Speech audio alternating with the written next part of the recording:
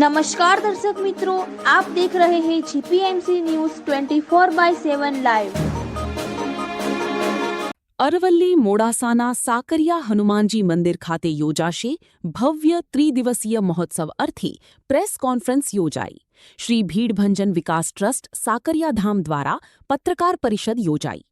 22, 23, 24 એપ્રિલના રોજ જીર્ણોદ્ધાર, મારુતિ યાગ તથા મૂર્તિ પ્રાણ પ્રતિષ્ઠા મહોત્સવ યોજાશે। 22 એપ્રિલના રોજ મુખ્યમંત્રી ભૂપેન્દ્ર પટેલના અધ્યક્ષસ્થાને ઉદ્ઘાટન સમારંભ યોજાશે। ગીરના સુપ્રસિદ્ધ સાહિત્યકાર રાજભા ગઢવીનો ભવ્ય કાર્યક્રમ યોજાશે। સાથે સત્સંગ પ્રવચન અને હનુમંત ચરિત્ર પરમ પૂજ્ય જિગ્નેશ દાદા દ્વારા કાર્યક્રમનું આયોજન। Reporter Kanubhaiji Patel, Modasa Anandpura, GPMC news 24/7 live.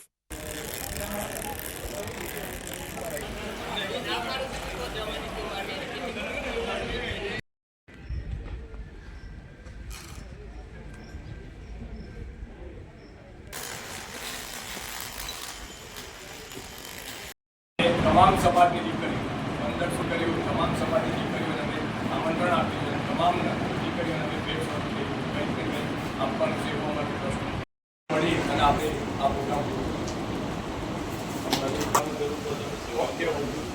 બીજી બધી અમારી સંસ્થા હોય છે ઇવેન્ટ એવું પણ અમારી ગાડીઓ અંદર આવવાના જોતા બીજા તમે રસ્તો અમને અંદર આવવા રોકતા હોય છે। સાકરધામે જે ત્રિદિવસીય જે કાર્યક્રમ નવનિર્મિત ખેડૂતોના પ્રસંગે જે અરવલ્લી જિલ્લાના જે નામાંકિત પત્રકારો સાકરિયા શ્રી ભીડભંજન હનુમાન આખા ભારતના ઇતિહાસ ભારતની અંદર સ્વયંભૂ મૂર્તિ એક જ આખી સાકરિયામાં સ્વયંભૂ મૂર્તિ છે। એનો અમે જીર્ણોદ્ધાર કરવા જઈ રહ્યા છીએ। મૂર્તિ પ્રાણ પ્રતિષ્ઠા એકાદશી મારુતિ યાગ નું આયોજન કરેલ છે। તો તારીખ 21 તારીખ અમારી રૂપરેખા છે કાર્યક્રમની। 21 તારીખે સાંજે અમારું મહાસુંદરકાંડનું આયોજન કરેલ છે સાંજે, અને 22 તારીખ સવારથી અમારો જે યજ્ઞનો પ્રારંભ છે એ સીએમ સાહેબના હાથે થવાનો છે। તો સવારે 9:15 કલાકે સીએમ સાહેબનું આગમન થશે અને આપણા યજ્ઞશાળાનું આરંભ કરશે, અને પછી સાંજે અમારું સાંસ્કૃતિક કાર્યક્રમનું આયોજન છે 22 તારીખનું જિગ્નેશ દાદા રાધે રાધે એનું 8:30 કલાકે આપણે આયોજન કરેલ છે।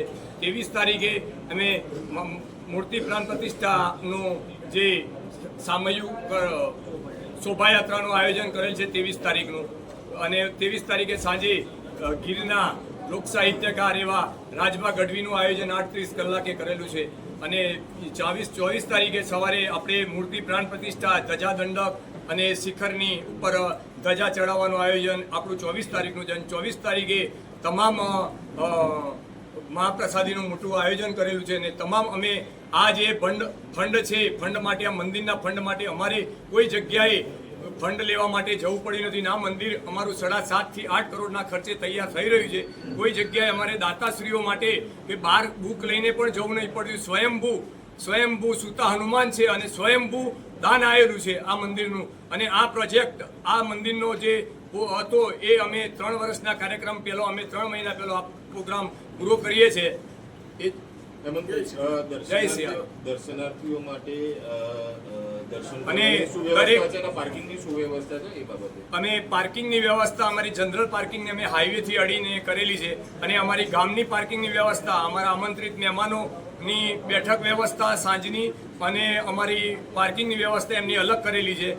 અને દરેક અરવલ્લી જિલ્લાના અને આખા ગુજરાતના, આખા દેશભરના તમામ લોકોને, દર્શનાર્થીઓને હું હાર્દિક આમંત્રણ આપું છું કે આ 3 દિવસની અંદર અવશ્ય આપના દાદાના દર્શન કરવા આપ પધારો એવી નમ્ર વિનંતી છે।